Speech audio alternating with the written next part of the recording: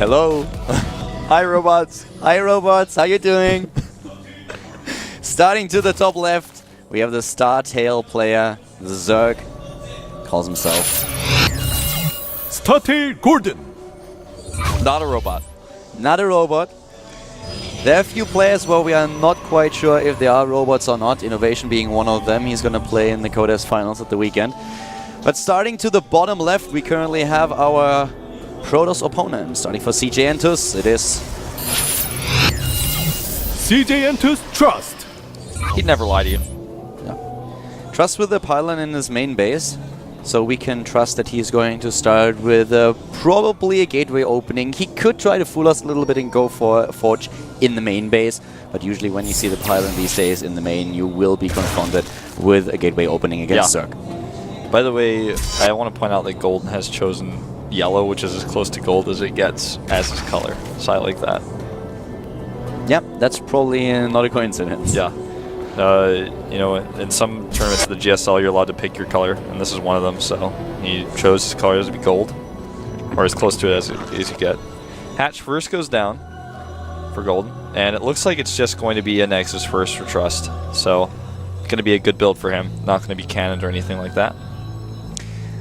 In this matchup right now, what we actually have the Nexus first going down now for Trust, and for Golden now it's of course a question of scouting. Will he find out what exactly is happening here? He could adjust his build accordingly. At this point, what Zerg players really try to do is play it a little bit more safe when they see that there's a gateway opening, which we don't have. We have Trust going not only into the Nexus first, but following it up with a cannon there, of course. Yeah. Forge placement here in the main base, going to be a little bit harder to scout.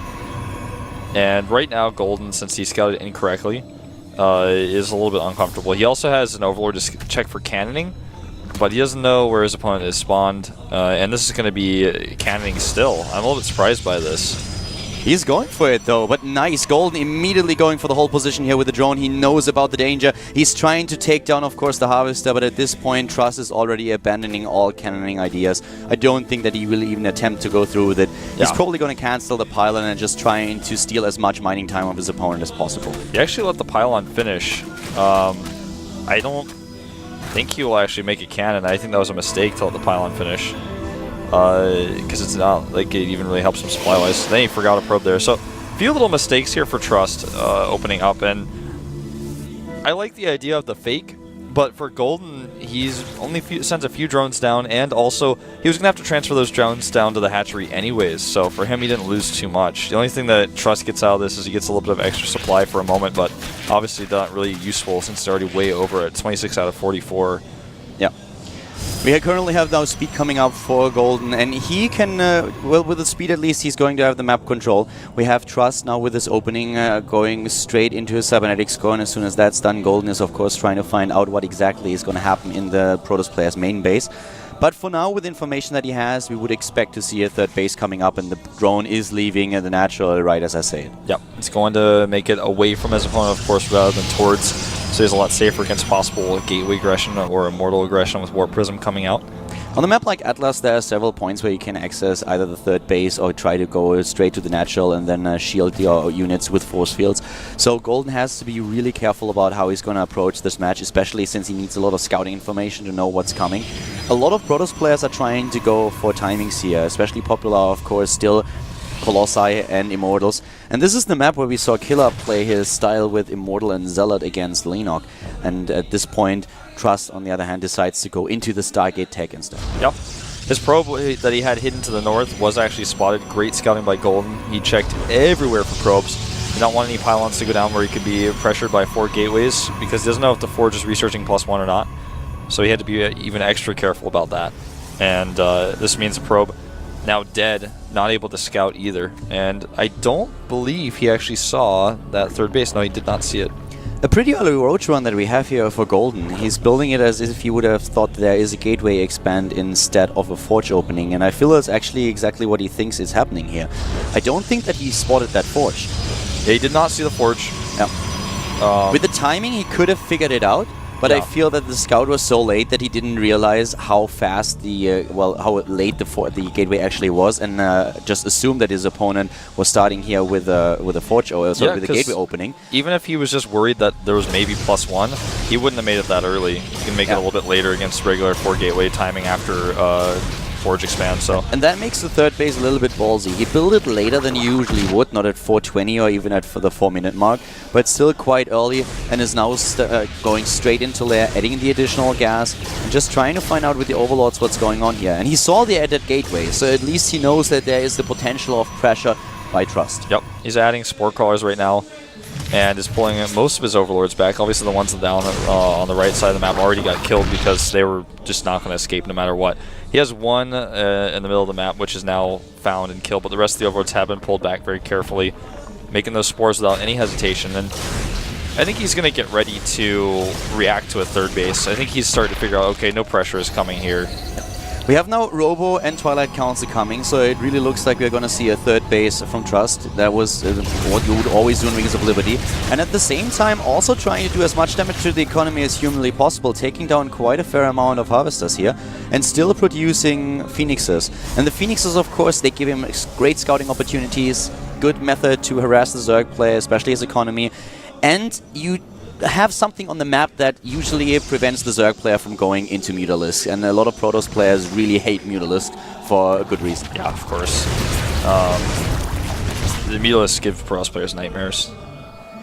And this Nexus here is very safe. Yeah. He's got all the information in the world, and he knows that he can take this without a problem while continuing to pressure. These Roaches are here just as a safety measure against possible Zealots that might come running in here at any second. And so far, Golden, he has a Ling in position, and he does see the Nexus being placed, so now he could just sit back and either decide to go for an attack, or just kind of relax and take another base and continue to attack.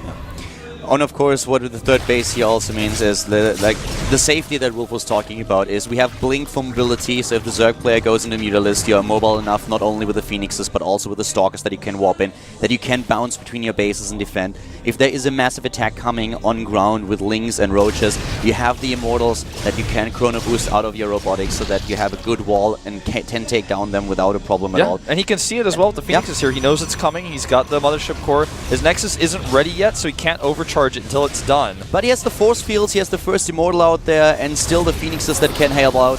And this is just a bit too much with good control, but the Force Fields are actually very often he's losing one sentry after another. Yeah, way late on those Force Fields. So many sentries going down. Not very cost efficient here up at defense, but he does push it back with flying colors. It could have been much better, though, with just a little bit faster reaction time on those Force Fields. Losing at least 3 sentries here is, of course, a big problem for him. Now with the Force Fields, he needs to be very careful, and he cannot get this many.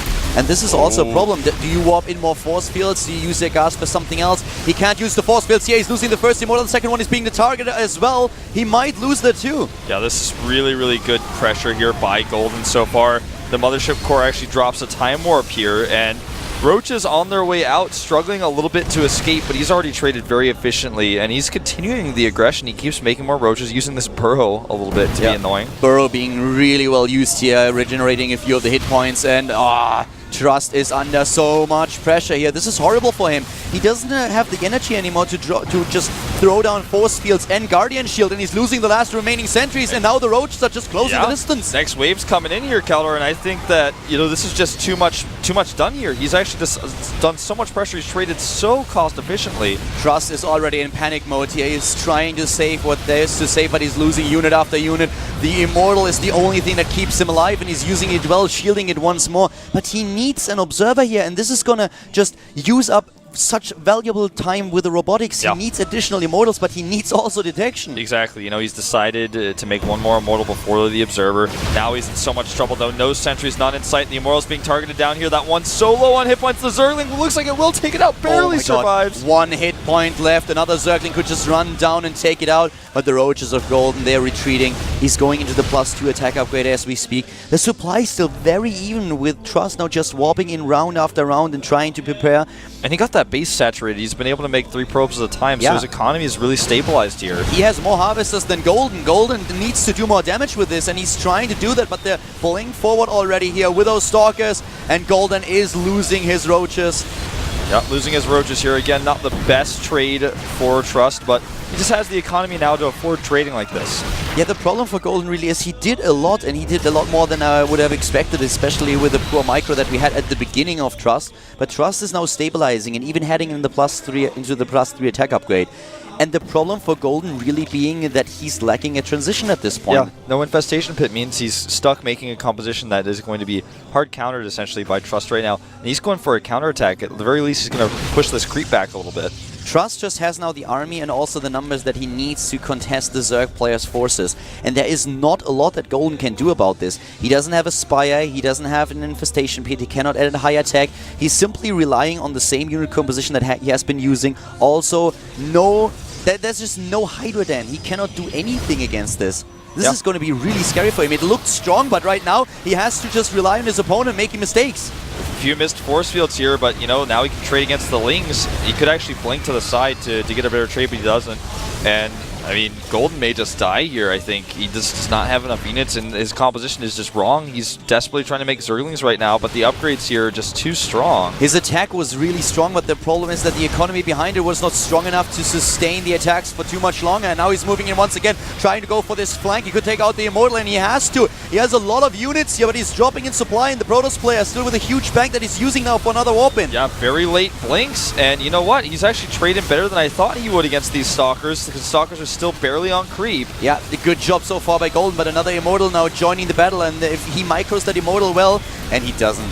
Yep, loses the Immortal, it's all the way at the front, the Queens are doing a lot of damage. Trust really has problems with his micromanagement here. Yeah, he certainly does. I mean, he's about to have +3, which is going to help him in 2 additional gateways for production. But Trust is actually pushing himself more and more into an all-in situation where he's not going to be able to transition out of this composition. He has more Harvesters than Golden, but Golden heading now into the 4th base. He has the 4th already. His +2 attack upgrade is done. The +3 attack upgrade for Trust is also completed. But this is really a little bit of a weird game. At first, Golden with so much pressure, Trust missing his force fields, also doing a very poor job at microing his Immortals. And that is something that we saw throughout the entire game from him. Yeah. Every Immortal that he had was exposed at the front, was never shielded correctly, and Golden could run in with the roaches and take it down. He didn't always use his blink either. There was a lot of weird moments there. I think he might have a few nerves going into this one. Trust could have won this game. He could have won it already. His push was strong. He had a very, very strong composition. He had a lot of units there, good upgrades on them, but with the unit control that we saw, he was not able to break through, and Golden was excellent with his macro. He always had another wave of units moving in. He didn't miss an inject here. His Queens are very low on energy because of that. So very good micro job here by Golden, and that kept him alive. But now he has to try to transition, and he's doing it with a Spire. Yeah. Well, 1 Phoenix for a Queen, never a good trade. He could actually make it 2 Phoenixes for a Queen if he's not careful here. Trust just having really high 3-base economy, but a late transition, and poor micro, really causing him to suffer.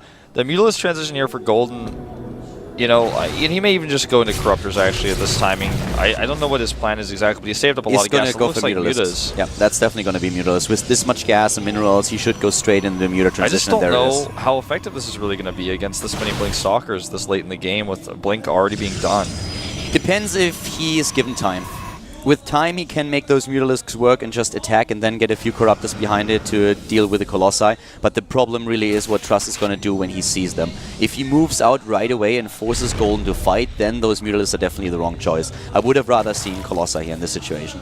Corruptors, you mean, right? Of course, yeah, that's what I was... I mean, it looks like he just didn't really quite realize how many Stalkers there were. He's making a lot of spines, so he is preparing for a possible base trade.